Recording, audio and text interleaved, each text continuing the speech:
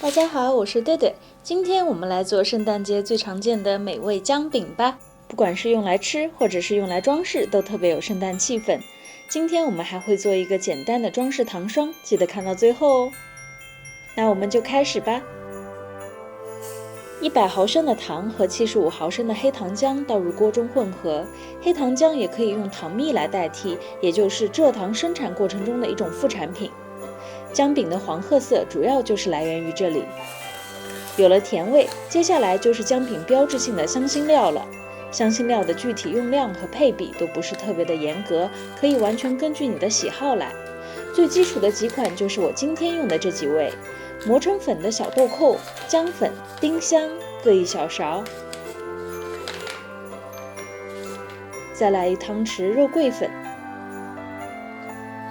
搅拌均匀，让香辛料在热乎乎的糖浆里充分的混合，香味也会变得更加的浓烈。把糖浆倒出来，加入125克黄油，搅拌搅拌，让糖浆慢慢降低一些温度。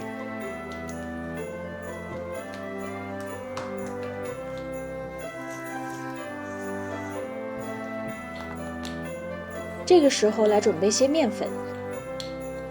糖浆稍稍凉些，打入1个鸡蛋，倒入混合了泡打粉的面粉，翻拌混合成一个均匀的面团。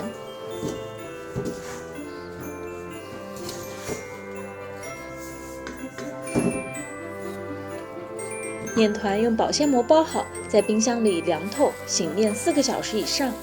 我这里放了隔夜，这个过程可以让糖浆、油脂和面粉混合得更加的均匀，操作起来也不会太粘手。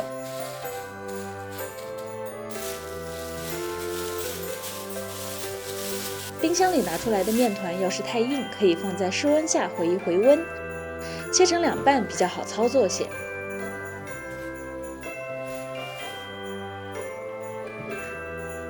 然后在案板上撒上足够的面粉，把面团擀开成一个0.5毫米厚的面片。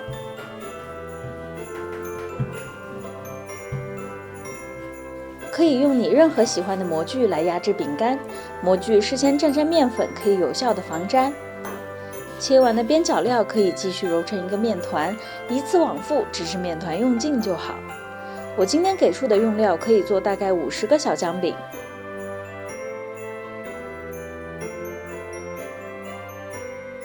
烤箱预热175摄氏度，烤至5分钟，记得得看着，别烤糊了。出炉啦！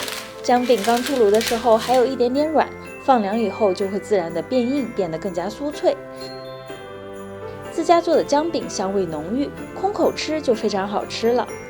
也可以稍微装饰一下，我们今天就来做一个简单的糖霜吧。2个蛋清打发，一边打一边分次加入过筛后的糖粉，中间可以挤一点柠檬汁帮助来打发。